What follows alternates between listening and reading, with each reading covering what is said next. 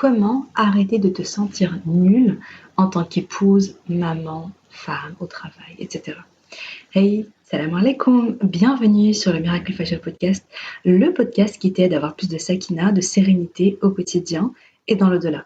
Ce podcast est pour toutes les femmes musulmanes qui veulent reprendre leur vie en main, apprendre à se connaître, lâcher prise tout en préparant leur vie après la mort. Je suis Oumeima, auteure du livre Ton dernier regard, et si le jour de ta mort devenait le plus beau jour de ta vie, dans lequel je raconte l'histoire inspirante de ma chère Oumé, qu'Allah lui fasse miséricorde, et surtout sa magnifique mort. Via ce podcast, je partage chaque semaine des outils, des conseils, des astuces, mais surtout une bonne dose d'inspiration et de rappel pour être plus sereine et épanouie au quotidien et dans l'au-delà. J'ai une conviction, et c'est le fil rouge de tous les épisodes de podcast, et si le bonheur et la sérénité appartiennent à ceux qui se lèvent pour le fajr. Je t'invite à prendre une délicieuse boisson chaude, mets-toi à l'aise et bonne écoute. Alors, comment vas-tu? J'espère que tu te portes bien. Je suis trop heureuse de te retrouver aujourd'hui pour ce nouvel épisode de podcast. En fait, franchement, j'aime trop enregistrer les épisodes de podcast. Je sais que je commence toujours un peu pareil. Je dis que je suis heureuse, que c'est un jour presque exceptionnel, mais c'est vrai, j'aime bien enregistrer les épisodes de podcast. J'aime bien ces petits moments de papotage. Parce que je sais que, enfin voilà, au moment où j'enregistre, bien sûr, je suis toute seule face à mon micro, mais je sais que je suis écoutée, je sais que je suis dans tes oreilles pendant que tu fais ton ménage, pendant que tu fais tes trajets en voiture, etc. Et j'aime beaucoup cette idée de t'accompagner un peu partout dans ton quotidien. Donc l'épisode d'aujourd'hui, c'est un épisode qui m'a été demandé, c'est-à-dire que sur Instagram, j'ai mis une petite boîte à questions et j'ai proposé donc aux filles de me poser toutes les questions qu'elles souhaitaient, en sachant que moi j'allais piocher dedans pour choisir mes épisodes de podcast. Donc c'est ce que j'ai fait. J'ai beaucoup aimé cette question parce que je me suis retrouvée, parce que je me suis dit que c'est une question qui va en intéresser plus d'une et qui est une problématique du quotidien pour pas mal de monde, je pense. Et justement, donc moi, je vais commencer donc par vous expliquer en quoi finalement le fait de se sentir nul, de manquer de confiance en soi, d'avoir vraiment de culpabiliser parfois, etc., est un phénomène tout à fait naturel. On va commencer par ça, c'est un petit peu la base. Et ensuite, Inch'Allah, je vais partager mes conseils pour travailler là-dessus. Et j'espère vraiment que ça va être utile, Inch'Allah. Donc, reste bien jusqu'au bout. Je pense que la suite va beaucoup, beaucoup te plaire, Inch'Allah. Alors, en tout cas, si tu te reconnais là-dedans, et je pense que oui. La première des choses que j'ai envie de dire, que j'ai envie de partager, c'est simplement le fait de dédramatiser. C'est-à-dire que ça nous arrive à toutes de ne pas être au top, de ne pas être à la hauteur, de sentir qu'on n'est pas à la hauteur. Ça nous arrive à toutes de faire des erreurs, de pas être infaillible, quoi. Hein. Donc voilà, de faire des erreurs, de commettre parfois des fautes, des choses comme ça. Et puis de culpabiliser, de se sentir nul, etc.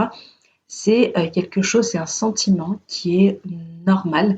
Et j'ai envie de dire, c'est ok. C'est-à-dire que même si, moi, l'épisode du podcast, c'est quand même de donner des conseils, des astuces, des choses pour travailler dessus, mais il faut comprendre que même si tu travailles dessus, ça va revenir. C'est-à-dire que c'est normal. Il y a personne qui toujours se sent bien au top, qui se sent toujours vraiment en toute sérénité dans sa tête, qui se sent toujours bien, qui se remet pas en question, etc. Ou alors si c'est le cas, c'est pas positif non plus. Disons qu'on est dans la religion du juste milieu, hein. Donc ni on se sent tout le temps comme la pire des personnes et la plus nulle sur terre, ni on développe de l'arrogance en se disant voilà, moi je suis extraordinaire, je suis la meilleure, je suis nanana. Non, et du coup il n'y a pas de remise en question, il n'y a pas d'humilité, etc. Donc on est dans la religion du juste milieu, on essaie de se trouver dans le juste milieu. Mais en tout cas c'est un petit peu c'est naturel finalement de ressentir ça. Si tu te reconnais là-dedans, eh bien sache que tu es loin d'être la seule. Moi-même je me reconnais énormément dedans. Et ça disparaîtra jamais. Il y aura toujours des hauts et des bas. Parce qu'on n'est pas infaillible, parce que parfois on peut faire des choses et après s'en vouloir, et c'est tout à fait c'est naturel et c'est humain. Mais je voulais quand même dire une chose que je trouve intéressante. Alors, j'ai pas été vraiment creusée là-dedans. Euh, j'ai pas vraiment creusé le sujet, mais en fait, au fil de mes lectures, sur mes recherches, bon, en fait, quand je faisais mes recherches, moi, je raconte tout, je rentre dans le détail, c'est pas grave, petite parenthèse. Je faisais des recherches sur le syndrome prémenstruel et parmi les symptômes, donc, j'ai découvert que le manque de confiance en soi, le fait de douter de soi, de se sentir nul, etc., en faisait partie. Et ça m'a surpris, ça m'a interpellée. Je me suis dit, mais oui. Et puis, je me suis dit, mais oui, c'est vrai, dans le sens où moi, j'ai constaté que je ressentais ça parfois, et en fait, ça tombait au moment de mon syndrome prémenstruel. Et je me suis dit, mais peut-être que c'est aussi dû aux hormones. Peut-être que voilà, cette émotion-là de se sentir nul, de douter de soi, de se sentir vraiment pas bien et tout, euh, peut-être que c'est lié à ça. Donc voilà, donc je pose ça là, mais je trouvais ça intéressant. Autre chose, je me dis également la fatigue, le manque de sommeil, euh, l'épuisement physique, éventuellement, ça peut aussi entraîner ça. Alors moi, je suis dans une phase de ma vie qui est un petit peu compliquée hein, pour le moment. Alhamdulillah, hein, c'est pas grand-chose, mais voilà. Parce que ma petite choupette a 6 mois, ma petite dernière a 6 mois, donc elle dort vraiment pas bien la nuit, elle se réveille toutes les 1h30 à peu près pour la tétée. Clairement, je suis épuisée. Je dors très peu, je dors beaucoup moins d'heures. Moi, il me faut, disons que si je dors 6 heures d'affilée, allez, disons 5 heures d'affilée sans réveil, franchement, ça va, je suis en forme. En tout cas, je tiens le coup jusqu'à la prochaine sieste. Il me faut quand même une sieste. Mais être réveillée toutes les 1h30, et puis voilà, me lever, la prendre, lui donner la tétée, attendre qu'elle se rendorme, la reposer, nanana, eh bien, ça me prend quand même du temps, ça coupe beaucoup mon sommeil, et c'est vrai que je me sens très fatiguée. Et donc, ce manque de sommeil-là a des répercussions après ça sur mon mental. Et donc, j'ai constaté plein de choses, hein, voilà, je suis plus irritée, je suis plus susceptible, etc. Et parmi toutes ces choses que j'ai remarquées sur moi, eh bien, il y a le fait que, bah, quand je suis vraiment pas bien, je suis vraiment en manque de sommeil, je suis vraiment fatiguée, j'ai vraiment l'impression d'être nulle, quoi, d'être vraiment une maman qui est nulle, d'être une épouse qui est nulle. J'ai le sentiment d'être vraiment, je suis là en mode, mais qu'est-ce que je fais, quoi? Tout ce que je fais, c'est nul, quoi. Je sais pas si t'as déjà ressenti ces trucs-là, et c'est vraiment, t'as l'impression que quoi que tu fasses, tu le fais mal, quoi. Tu sais, c'est déjà une fatalité, mais c'est plus dans ta tête que dans la réalité. Euh, et voilà, donc je pense vraiment que l'état physique impacte notre état psychologique. Donc je pense vraiment que quand on est très épuisé. D'ailleurs, je pense que j'en parlais avec une amie, avec Rahma, pour tout vous dire, avec Rahma, donc celle qui est la fondatrice de Zia, et donc elle aussi qui sort de sa période un petit peu difficile avec son bébé, et on disait, mais en réalité, rien que le manque de sommeil peut mener au burn-out, quoi, je veux dire. Ça peut entraîner une dépression. Parce que t'es épuisé, en fait, cet épuisement physique qui continue nuit après nuit, eh bien, va forcément impacter le moral. Bon, c'est pas le sujet du jour, hein, mais je voulais quand même revenir là-dessus pour apporter, voilà, pour apporter une petite réflexion, en tout cas, surtout si toi tu te reconnais, si tu vois que tu es fatigué, que tu manques de sommeil, que côté hormonal, c'est un impact. Et puis il y a aussi des maladies hormonales comme l'hyperthyroïdie, l'hypothyroïdie, etc. Je pense que tout ça va avoir également un impact donc sur notre mental, sur notre psychologie. Donc je pense que c'est quand même bon de le savoir. Ce qui est positif dans le fait donc de finalement de manquer de confiance en soi, de douter de soi, etc. Disons que ça permet de se remettre en question, de se pousser en fait à l'introspection, de se motiver à progresser en disant ok non, il ne faut pas que je reste dans cet état-là, si je me sens nulle, etc. Je vais faire des efforts, etc. pour m'améliorer, etc. Et donc finalement c'est pas plus mal dans le sens où ben, ça permet d'éviter l'autosuffisance, ça permet d'éviter de se dire et bien voilà, moi, voilà, je suis très bien comme ça et je ne fais pas d'efforts. C'est ok hein, de se dire, alhamdoulilah, je suis bien comme ça, je fais de mon mieux, etc. Hein, on va en reparler après, évidemment. Mais juste au moment où tu te sens nul, etc., tu te dis, ok, c'est pas grave, bah, comment est-ce que je fais pour m'améliorer? C'est quoi les marges de manœuvre? Je vais progresser, Inch'Allah, ça va aller. Et disons que ça te pousse en fait finalement à passer à l'action et ça. Donc voilà, voyons le positif là-dedans. Mais ce que je veux dire, c'est vraiment ne te sens pas mal de ressentir ça. C'est-à-dire que si déjà tu te sens nul, tu te sens mal parce que machin, commence pas à te dire mais qu'est-ce que je suis nul de me sentir nul. on va éviter, hein. Simplement dire ok, voilà, dis-toi que c'est ok, dis-toi que c'est normal, dédramatise, et voilà, n'en rajoute pas, n'en rajoute pas. Donc maintenant, je vais partager donc avec toi mes fameux conseils pour améliorer ça. Et le but, donc, c'est simplement de faire de ton mieux, quoi. Simplement, on fait de son mieux, on avance dans l'imperfection. Bien, en réalité, voilà, cette phrase-là, on avance dans l'imperfection, ça aide. Ça aide énormément quand on se sent nul. De se dire, bon, c'est ok, c'est ok. De toute façon, on est tous un petit peu nuls dans ce qu'on fait. Il n'y a personne qui est parfait, il n'y a personne qui fait les choses parfaitement. Donc, c'est ok. Donc, la première des choses que je vais partager, c'est accepte l'émotion, évite la fiction. Je répète, accepte l'émotion que tu ressens et évite toute la fiction, c'est-à-dire les histoires que tu te racontes dans ta tête liées à cette émotion-là. Ce conseil, donc, c'est pour ce sentiment de ne pas être à la hauteur, etc. Mais très franchement, c'est un conseil que je t'invite à garder en tête, mais au quotidien. Franchement, ça va t'éviter plein de casse-tête. Donc, si tu as un sentiment de ne pas être à la hauteur, si tu te sens nul, tu as un sentiment de culpabilité, tu ressens plein de choses comme ça, tu te sens coupable, tu te sens nul, tu te sens voilà, eh bien, ce que je t'invite à faire, c'est d'accepter l'émotion. C'est-à-dire, tu l'accueilles, tu dis ok.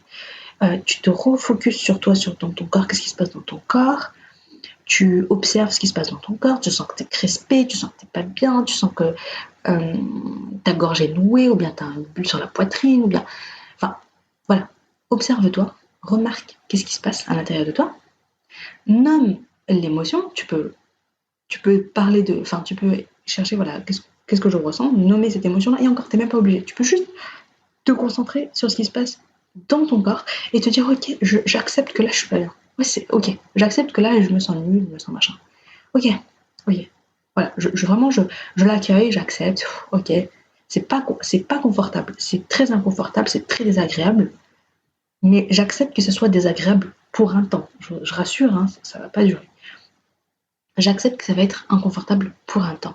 Ce qui peut aider dans ce focus sur soi et dans le fait de se recentrer sur soi, c'est la cohérence cardiaque. Donc le fait de se concentrer sur sa respiration. Donc la cohérence cardiaque, qu'est-ce que c'est? J'inspire sur 5 secondes, j'expire sur 5 secondes et je fais ça pendant 5 minutes. Donc la cohérence cardiaque, tu peux la faire en téléchargeant l'application Respire Relax Plus. Voilà, j'en parle régulièrement dans le podcast de la cohérence cardiaque. C'est un super exercice. Franchement, ça fait tellement du bien la cohérence cardiaque, ça permet vraiment d'apaiser, de nous apaiser, mais c'est hormonal presque. Parce que, enfin, c'est un équilibre hormonal qui se fait parce que bon, je me rappelle plus exactement des hormones qui rentrent en jeu. Il me semble que oui, il me semble qu'il y a une diminution de cortisol et qu'il y a une sécrétion d'ocytocine. Le cortisol, c'est l'hormone du stress, et l'ocytocine, il me semble que c'est l'hormone de l'attachement, de l'amour, etc. Et donc voilà, donc ça apaise en fait, ce qui fait que tu te sens plus calme. Donc voilà, donc tu peux donc faire un petit peu de cohérence cardiaque à ce moment-là. Et donc je disais, accepte l'émotion, évite la fiction. Donc évite de monter toute une histoire, toute une fiction, de te raconter 1 million d'histoires autour de l'émotion que tu ressens. On a tendance, moi la première, à, dès que je ressens une émotion négative, à essayer de comprendre pourquoi je ressens ça, pourquoi. Et dès que tu commences, il ne faut jamais rentrer la tête dans le pourquoi. Dès que tu commences à dire, mais pourquoi je me sens nul? Mais oui, parce que si tu te dis pourquoi je suis nul, ou pourquoi je me sens nul, pourquoi je ne suis pas à la hauteur, eh bien, tu vas avoir plein de bonnes raisons. Ton cerveau va t'envoyer plein de bonnes raisons. Ah bah oui, parce que regarde ce que tu as fait l'autre fois, regarde comment tu as été avec ta fille, regarde ce que tu as dit à ton mari, regarde ceci, regarde cela, regarde cela. Et là, ça va plus s'arrêter. Tu vas commencer à gamberger, ruminer. Tu vas en ressortir, mais sur les rotules, tu vas avoir l'impression d'être la pire personne sur Terre. Ça, c'est en général vraiment le truc de éviter les pourquoi ci, pourquoi ça, c'est une base. Même supposons que voilà, tu es en colère contre ton mari, tu es agacé par je sais pas quoi, tu es susceptible, tu es irrité par voilà, il s'est passé quelque chose. Ne commence pas à dire oui, mais pourquoi je suis en colère? Ah oui, c'est parce qu'il m'a fait ça, mon mari, ou ta maman, ou ta copine, je sais pas quoi. Pourquoi? Oui, parce qu'elle m'a fait ça, et l'autre fois elle m'a fait ça, et l'autre fois elle m'a fait ça, et nanana. Et là, tu commences à rentrer dans des ruminations pas possibles, dans des fictions. tu vas commencer à te raconter des histoires dans ta tête, et parce qu'en fait, on a besoin de justifier l'émotion qu'on ressent, alors qu'en réalité, non.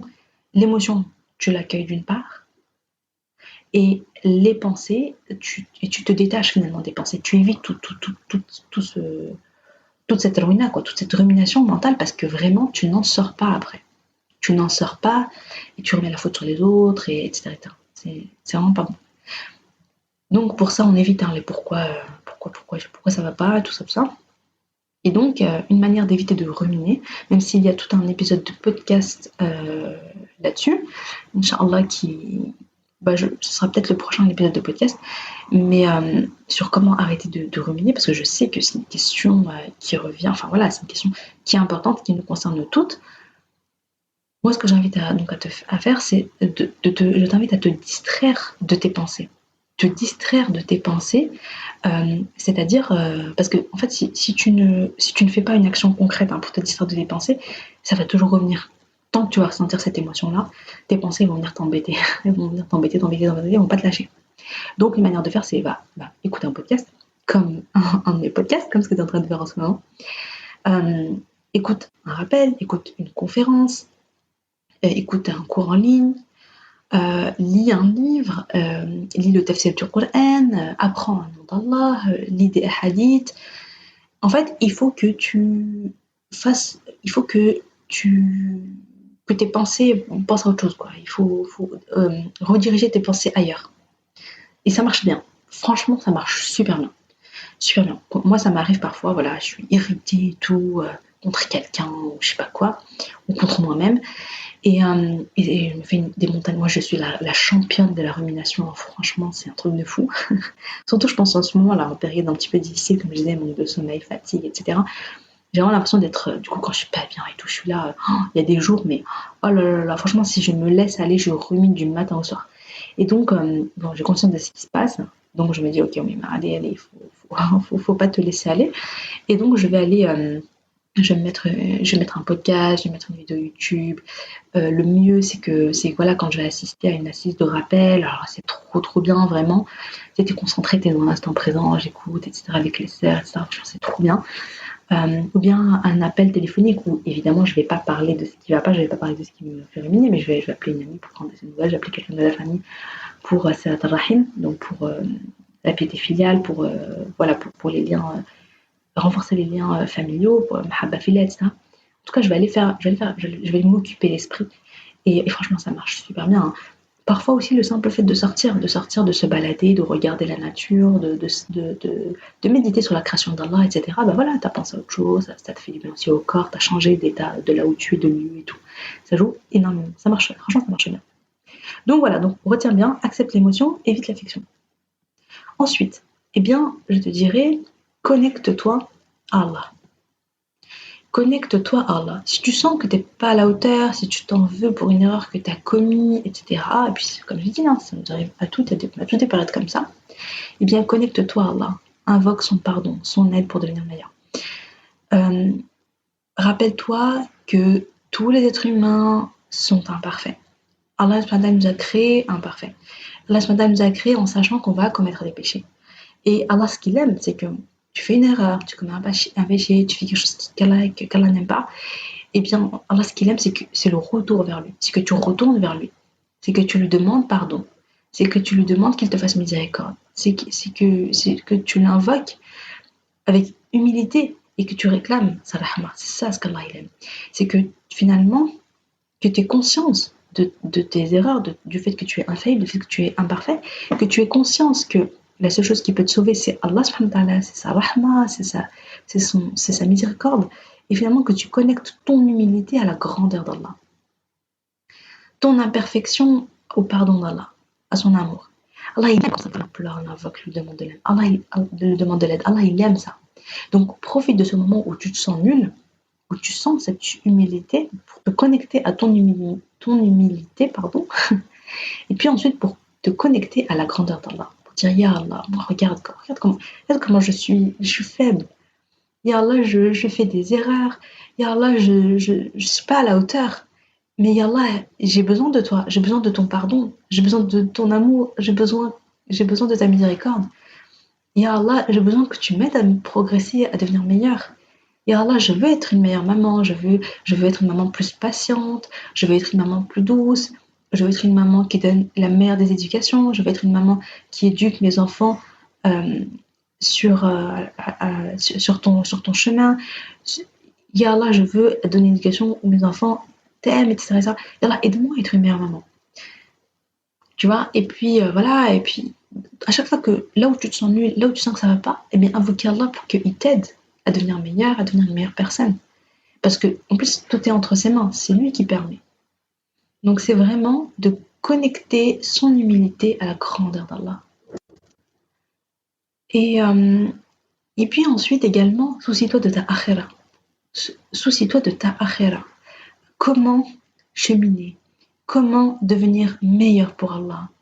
Ça, c'est le meilleur des remèdes parce que plus tu vas avancer vers Allah, plus tu vas te sentir aligné à tes valeurs, tu vas te sentir, ça va faire que tu vas te sentir sereine et ton estime de toi va augmenter, mais de manière saine, de manière saine. Euh, C'est-à-dire que vraiment, l'estime de soi, c'est, c'est, en fait, quand je sens, quand tu es droit dans tes baskets avec Allah, tu vois, quand tu sens que, quand tu es aligné à ce qu'Allah il te demande, c'est-à-dire que ce qu'Allah il te demande de faire, tu le fais.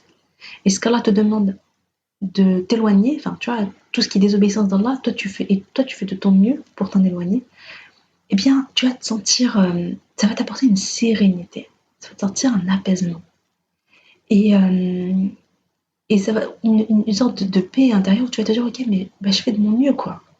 Je fais de mon mieux. Et du coup, même si tu fais, supposons que, je sais pas, t'es pas la maman à la hauteur que tu voudrais être. Tu fais parfois des erreurs. Ou bien avec ton mari, voilà, tu sens que parfois tu t'y prends pas très bien. Tu fais des erreurs. Ou bien dans le foyer, à la maison, moi je sais que moi aussi, hein, donc, comme je disais au début, je suis la première concernée. Je me sens souvent nulle. Je me dis, mais oh là là, mais chez moi, je m'occupe pas bien de chez moi, je gère pas bien comme il faut tout machin. Je vois, on va parler après des comparaisons. Voilà, je vais voir des personnes, je me dis, regarde, machallah, chez elle, c'est nickel, elle prépare des super bons plats, elle s'occupe trop bien de sa petite famille et tout. Moi, je suis trop nulle à côté, nanana. Mais le fait, finalement, de se connecter à Allah, subhanahu wa ta'ala, d'invoquer Allah, subhanahu wa ta'ala, et finalement, le fait de cheminer vers Allah, ça me permet un peu de, ça nous permet de nous sentir mieux, de se dire, ok, je fais de mon mieux, et le peu que je fais, même si c'est pas parfait, je le fais pour Allah. Et je sais pas, je trouve que ça apporte beaucoup de réconfort de se dire, mais ok, c'est pas parfait, mais voilà, c'est Allah ghalib, quoi. Allah ghalib, Allah il voit que mes efforts, il voit que je fais de mon mieux, que je fais ce que je peux. Moi, je place mon intention que le peu que je fais, je le fais pour Allah, comme ça, Rabbi met la baraka, comme ça, j'ai la récompense déjà pour ça. Et puis le reste, eh ben, je vais m'améliorer, j'invoque Allah, et puis je vais progresser, et puis voilà, quoi. Tu vois, on n'est pas parfait, et ouais, enfin, ok. Tu vois, c'est ok, on lâche prise. Ensuite, une notion qui est très importante pour moi, ça va pas te surprendre, c'est la rahma, et de la rahma envers toi-même. C'est-à-dire, change ton discours intérieur. Comment tu parlerais à ton ami qui te dit: oh là là, mais moi je me sens nulle en ce moment, ça va pas du tout, j'ai fait telle erreur, et je culpabilise grave, et nanana. Comment tu lui parlerais? Est-ce que tu l'enfoncerais ou est-ce que tu lui apporterais du réconfort, tu lui parlerais gentiment, etc. C'est très important, voilà, de changer son discours intérieur, de se parler avec amour, avec amorphila, avec mahabba, avec rahma, et en même temps avec fermeté, comme tu le ferais avec ta meilleure amie. Voilà, le fait de se dire des petites phrases comme j'avance dans l'imperfection, je fais de mon mieux, c'est bien comme ça, je fais de mon mieux, je passe mon intention que c'est pour Allah, tout va bien, c'est pas si grave, on dédramatise, c'est ok, ça arrive à tout le monde, je suis pas parfaite et c'est ok, personne ne me demande d'être parfaite, quoi.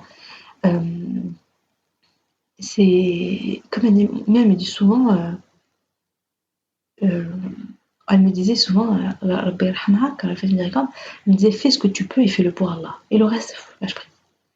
C'est-à-dire que ne fais pas plus que ce que tu peux. Par exemple, t'es une maman, t'as des enfants, voilà, t'as le mari, tu dois t'occuper de ton foyer, etc. Occupe-toi de ton foyer, occupe-toi de tes enfants, fais ce que tu peux, fais de ton mieux, mais ne va pas te tuer à la tâche, quoi. Je veux dire, ne te descends pas si tout n'est pas parfait, si la maison elle est pas nickel, si tu sais, lâche prise quoi. Vraiment lâche prise. Dis-toi juste moi ce que je le fais pour Allah. Et voilà quoi. Et puis je me repose quand j'ai besoin de me reposer et je prends soin de moi, etc., etc. Rahma envers soi. Il y a aussi cette notion d'accepter. Accepter tes erreurs, accepter que tu es imparfaite et qu'aucun être humain n'est parfait.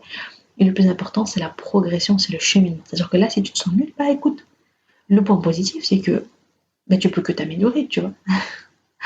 Voyons les choses comme ça. C'est ça, c'est que tu vas cheminer. Et puis franchement, dis-toi que quand tu passes à l'action, quand tu mets des petites choses en place, par exemple, voilà, tu vas dire, moi, il y a ça qui me... Enfin, je sais pas. Mais s'il y a un domaine dans lequel tu vas te sentir, tu te sens pas à la hauteur, tu dis, ok, eh bien, qu'est-ce que je peux faire? Quel petit pas je peux faire pour m'améliorer? Et tu fais ce petit pas et tu verras que le fait de passer à l'action, de te voir agir, tu te sens bien. Et ça fait du bien et tu te sens mieux à l'intérieur de ta tête. Pardonne-toi tes erreurs. Alors ça aussi, c'est important de se pardonner. Parfois, on ne se pardonne pas, on s'en fout, etc. Euh, mince. Donc, important finalement de se pardonner ses erreurs, de se dire ok, je suis infaillible, ok, je fais de mon mieux. Et si j'ai fait des erreurs, si je faute, etc., bien, quand il y a le besoin de faire, enfin, quand il faut faire le repentir, on fait le repentir. Mais ensuite, on n'y pense plus, quoi. On passe à autre chose. Parfois, le fait de ressasser les erreurs qu'on a faites, les erreurs qu'on a commises, la parole qu'on a dit à l'autre personne puis qu'on a regretté, etc., ça nous bouffe, quoi. Ça nous fait... donc ça augmente, renforce le sentiment d'être archi nul, etc. Si j'ai besoin de faire quelque chose, je fais quelque chose. Si j'ai besoin d'aller parler à la personne, de régler le problème, etc., de régler mon erreur, de la corriger, je le fais. Mais je ne ressasse pas, ça ne sert à rien. Et puis également, toujours dans cette histoire de rahma envers soi-même, c'est prendre conscience de ce que je fais. Nous, on ne se rend pas compte, on a l'impression qu'on n'a rien fait, qu'on est nul, quoi, qu'on n'a rien fait de la journée, alors qu'en fait, on ne se rend pas compte de ce qu'on a accompli. Et là, il y a un petit exercice qui est sympa, que je recommande de temps en temps. Donc, c'est la Didit List. Donc, chaque soir, je vais noter les actions que j'ai faites. Ok, donc j'ai fait ça, j'ai fait ça, j'ai fait ça, j'ai fait ça. Et puis là, en notant, je me remémore la journée, je me dis ok, donc j'ai accompli ça, je me suis occupée de mes enfants, j'ai travaillé, j'ai fait ceci, j'ai fait cela. Eh bien, on se rend compte qu'en réalité, on a quand même fait des choses, quoi. C'est pas mal.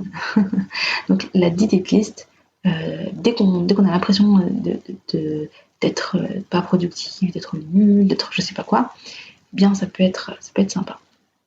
Ensuite, il y a cette histoire de se concentrer sur soi. Donc, tout à l'heure, j'ai parlé de la comparaison.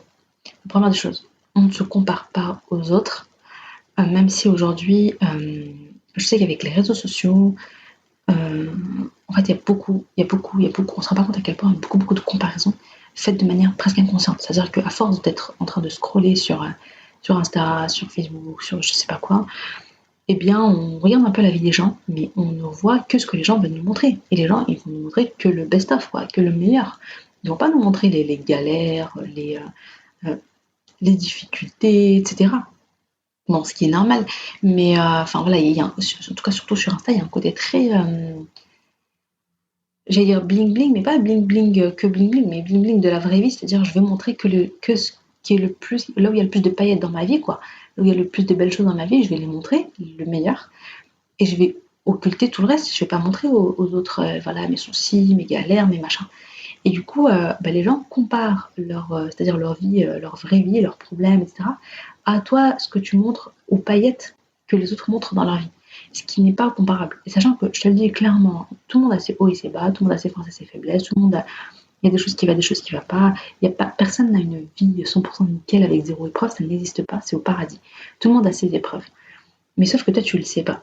Donc, voilà, donc si t'es beaucoup dans la comparaison et que t'as le sentiment en fait que dès que tu scrolles sur Insta, après tu te sens trop mal, t'as vraiment l'impression d'être archi nul et tout parce que tu vois l'organisation parfaite, tu vois le ménage parfait, tu vois la personne qui a un intérieur parfait, qui a des enfants parfaits, machin, Allah, qui a ceci, qui a cela. Et du coup, toi, t'as vraiment le sentiment que t'es nul à côté, que t'es pas à la hauteur, que tu fais pas aussi bien et tout ça. Dans ce cas-là, franchement, désinstalle Insta. Hein. Vraiment, vas-y beaucoup moins. Moi, je le fais de temps en temps, mais qu'est-ce que ça me fait du bien. Qu'est-ce que ça me fait du bien. Bref, voilà, donc c'était la petite parenthèse. Donc vraiment, te recentrer sur toi. Si tu veux te comparer, compare-toi à la personne que tu étais et compare-toi à la personne que tu veux être. C'est toujours ce travail-là en fait, mais pas se comparer aux autres, ça n'a aucun sens. Et puis donc te recentrer sur toi, te recentrer sur tes valeurs et rester aligné à tes valeurs. Plus tu les respectes, plus tu te respectes, plus tu te sens bien à l'intérieur. Plus tu es aligné en fait à ce qui est important pour toi, à ce qui est important pour Allah subhanahu wa ta'ala, et plus tu te sens bien dans ta tête. Pose-toi des objectifs. Qu'est-ce que tu aimerais accomplir, et passe à l'action, progresse, avance. Comme je disais tout à l'heure, faire des petits pas, faire des petites actions, mettre en place des petites choses, ça permet, et donc de dépasse un petit peu tes peurs, cesse de procrastiner, etc. Félicite-toi, savoure chaque petite victoire, chaque petite action que tu mets en place, chaque petit objectif que tu atteins, et tu verras que ce travail sur soi, le fait de se fixer un objectif, de mettre en place un petit plan d'action, d'agir tous les jours, même si c'est que 10 minutes par jour, de faire des efforts là-dessus. Par exemple, je sais pas, je vais être une meilleure maman, ok, bien, par exemple, je vais lire un livre sur la parentalité, je vais suivre une petite formation ou un atelier ou je sais pas quoi sur la méthode Montessori, je vais acheter des livres sur la religion, sur des histoires, par exemple, l'histoire des prophètes adaptés aux enfants que je vais leur lire tous les soirs. Je sais pas, je vais mettre en place des petites choses en me disant, voilà, donc là, c'est dans le sujet de je veux être une meilleure maman. Qu'est-ce que c'est pour moi exactement être une meilleure maman? Donc voilà, fixer un objectif lié à ça. Puis mettre en place des petites choses. Et rien que ça, on se sent en paix, on se dit, ah ok, voilà, tu vois, là, on se sent mieux. Par exemple, je veux être une meilleure épouse. Ok, mais ça veut dire quoi pour moi être une meilleure épouse? Je vais prendre plus de temps pour écouter mon mari, genre me poser avec lui, avoir des moments de qualité, d'échange, etc. Je vais prendre soin de moi, etc. Pour me sentir belle, etc. à ses yeux, pour lui faire plaisir, etc. Et pour moi. Donc c'est un grand impact sur nous. Enfin, je sais pas. Et se dire dans quoi je me sens nulle, pourquoi, et puis dans quoi je me sens nulle, du coup, qu'est-ce que je veux être, qu'est-ce que je vise, me fixer un objectif lié à ça, mettre en place des petites actions. Et ça n'a pas besoin, enfin, pas la peine que ce soit des trucs de ouf, hein, des petites choses, des petites actions. Le simple fait de voir qu'on est passé, qu'on sort de sa tête, de ces je suis nul, machin, et finalement de viser un objectif et d'agir pour avancer vers lui, ça fait trop du bien et on se sent beaucoup, beaucoup mieux. Donc voilà pour l'épisode de podcast du jour. Donc si on récapitule rapidement, je commençais par dire que le fait de douter de soi, de se sentir pas à la hauteur, etc., c'est un phénomène qui est naturel, on passe par là, c'est normal. Et je ne crois pas qu'il y ait un moment dans ta vie où tu vas te sentir hyper au top. Non, ça n'existe pas. Et alhamdoulilah, ça permet, disons que c'est un point possible parce que ça permet à la fois une remise en question et à la fois le passage à l'action pour progresser, pour devenir meilleur. On accepte l'émotion, on évite l'affection, très important. Donc on évite de ruminer, etc. On se connecte à Allah, donc on connecte notre humilité, notre imperfection à la grandeur d'Allah, à la perfection d'Allah, à la rahma d'Allah. On demande pardon à Allah, on demande l'aide d'Allah, on invoque pour qu'il nous aide à devenir meilleur. Et on a de la rahma envers soi-même. Voilà, on se parle, on change le discours intérieur, on se parle comme on parle à notre ami, on est là pour soi, on avance dans la perfection, on se rappelle qu'on avance dans la perfection, on se parle avec rahma. Et puis, focus sur soi, on cesse de se comparer aux autres et on se recentre sur soi-même. Donc voilà, j'espère que l'épisode de podcast t'a été utile. Bien sûr, je ne te dis pas de tout mettre en place en même temps, donc je vais donner pas mal de conseils. Mais s'il y a une chose qui t'a parlé plus que les autres, eh bien, mets-la en place, quoi.